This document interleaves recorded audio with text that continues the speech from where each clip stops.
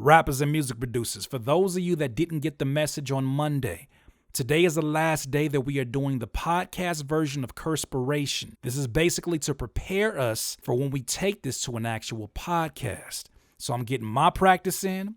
I'm getting you guys used to hearing just my voice. And I've enjoyed it. I don't know how you guys are feeling about it, but I enjoy it. Anyways, going to the topic at hand today, what I want to discuss is the problem with using competition as your motivation. Let's talk about it.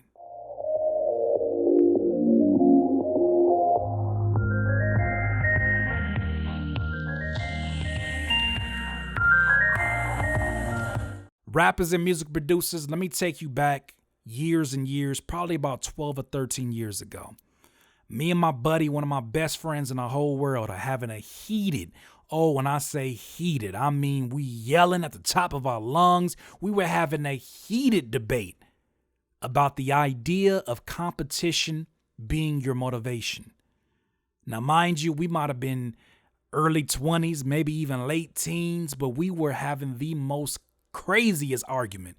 It was so crazy that a 15-minute drive on the freeway ended up being about 45 minutes because I missed so many exits trying to drive home my point as he drove home his point as we would drive into a destination we had no idea we were going. It was a heated debate. His part of the argument was this: competition is my motivation. I wake up every single day thinking about I got to push myself harder than the next man because the next man might have a heads up over me, so I got to work myself. I'm trying to compete with the best in my industry. I'm competing in my mind, not just with the local rappers. I'm competing with the people that are big in my day. And that time it was like 50 Cent and Jay-Z. He said, I'm competing with them. To me, that's what drives me, right? That pushes me to be great.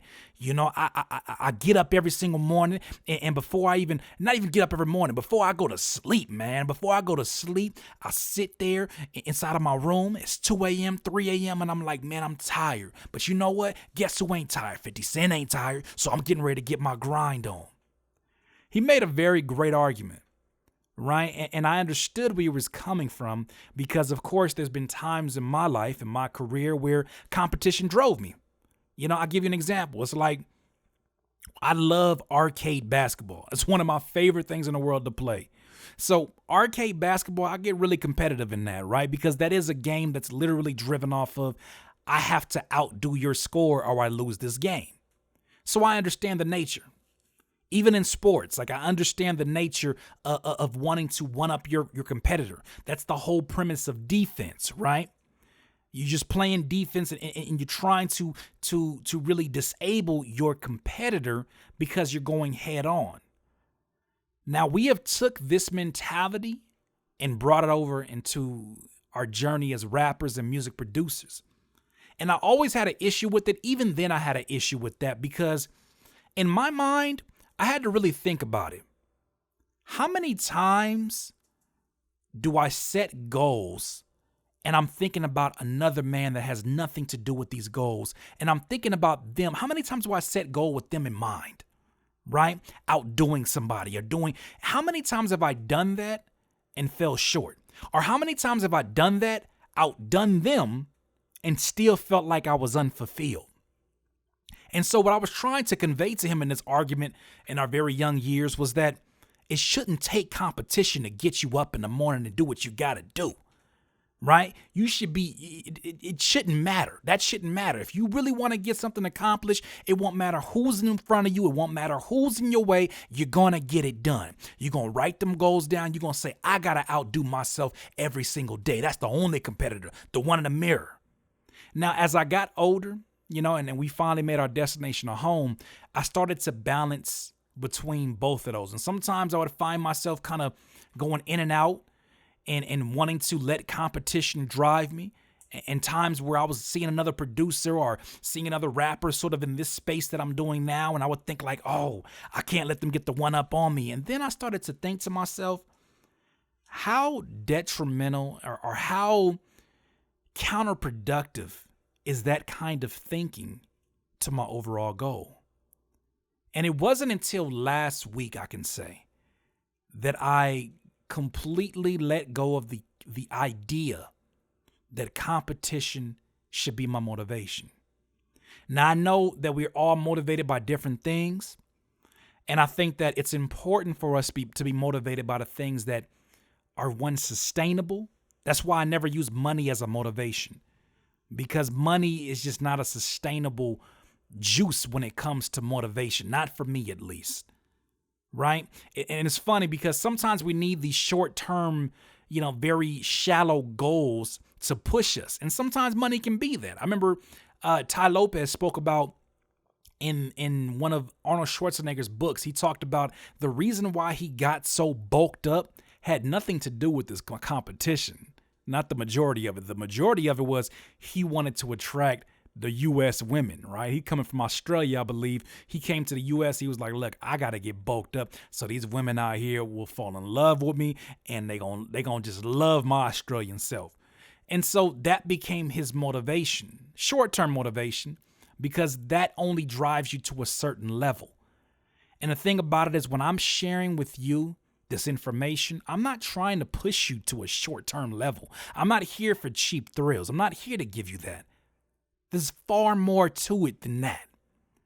And so what I learned, or had the epiphany last week, as I was sitting there doing some dishes or something, I was sitting there and I had an epiphany. I said, if you are worried about the competition and you are letting the competition basically dictate how motivated you're going to be, if you're allowing competition to basically dictate how fast you're going to work, or how aggressively you're going to push, or how long you're going to do it into the late night, you've already lost. And the reason I say that is because it's funny, these little mini battles that we kind of create in our own brains with people that are our peers in our particular industry. And we create these mini battles that end up becoming our wars inside of our own heads. And we completely ignore the fact that these people weren't even in existence when we began on our journey. When we began doing what we do, these people weren't even in existence. They weren't even in our environment.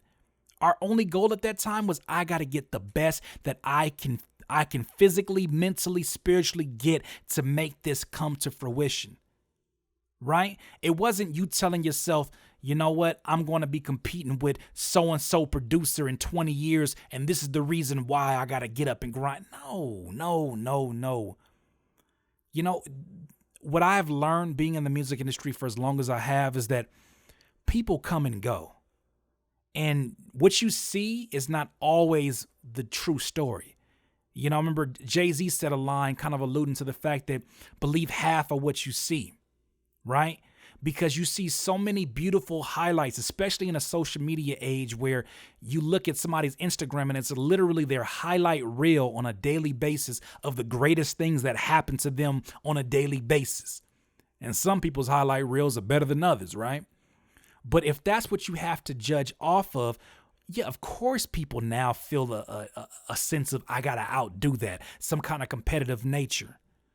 But going back, really, and this really comes to the whole premise of running your own race, running your own speed, is that once you determine, look, I'm doing this for me, or I'm driven by something that you can't even see. The thing about it is, when you're competing with somebody, you're only competing with what they externally show. You got to think about that. You're only competing with what you see them show. You have no idea what's at the core of that man or woman's motivation. You have no idea why they have that extra oomph to go do what they got to do. Why they got that extra boost that you don't have within you. There's got to be something to the idea of focusing inward first and trying to outdo that. Because at the end of the day, you are only going to be as great as you can be. Right? When you think you've done your absolute best, you still ain't done your absolute best. But you can only be what your body is capable of being. More than likely, if you're 3 feet, 4 feet, you're not going to be out here dunking the ball. Right? That's just not, it just seems that that's not in your stars. Unless you got the Muggsy Bogues legs or them Nate Robinson legs, it's just not going to happen. Right? But using that now and understanding that this is my boundaries, You can push the limits on it, but it has nothing to do with anybody else. And I'm telling you, there's so many people out here. There's people who come even approach me and they're like, yo, Curtis, man, you a motivation, but yo, I'm finna outdo you. And it's like a lot of them are like kind of quoting Kendrick's Kendrick's lines in the Control verse. They're kind of doing their own version of it. I'm trying to outdo all of y'all. I'm trying to make sure your fan base don't know none of you. And I think that there's a bit of a cheap drug or a cheap thrill or even like a pre-workout in essence to somebody's motivation when they think about that. And I'm not saying that it's not a great tool to use, but you got to use it only short term. At the end of the day, the person that's going to always be there is you. The person that's going to be along with you every step of the way is you. So you got to work on that person to the best of that person's ability. Now, can you get in an environment like, I'll give you an example. Michael Jordan used to train with kids that were older than him, and it therefore caused him to now raise the bar. But the thing is, it wasn't just the kid's ability. It was how he perceived these kids' skill set. It was how he perceived the speed of play, right? Nothing changed within him physically except that he set the bar higher. So sometimes it's good. Sometimes competition in a short term can be good. But really what you're doing is setting the bar higher, and that's something that you can do for yourself. If competition is your motivation, you've already lost. Because 9 times out of 10, that competitor's not thinking about you. Right? They're just looking for you to make one false step.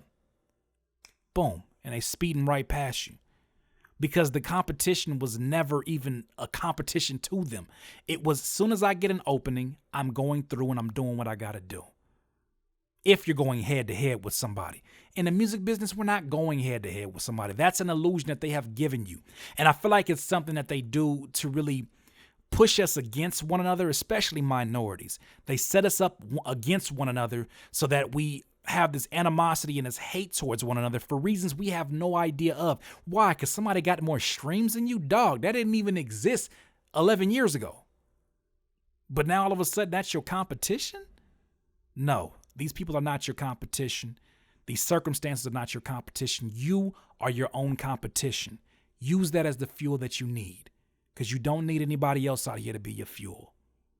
Once again, it's another Curtspiration. Doodle. If you need some more of this use, please subscribe to the channel below. Be a part of the notification gang. For those of you that have suggestions for future Curtspirations, go to curtiskingbeats.com/Curtspiration, and we will get to that as soon as possible. Doubling back to the topic at hand, if competition is your only motivation, you've already lost the battle. In this life, you will not be full of life until you decide to live life to its fullest. Curtis King of CurtisKingBeats.com.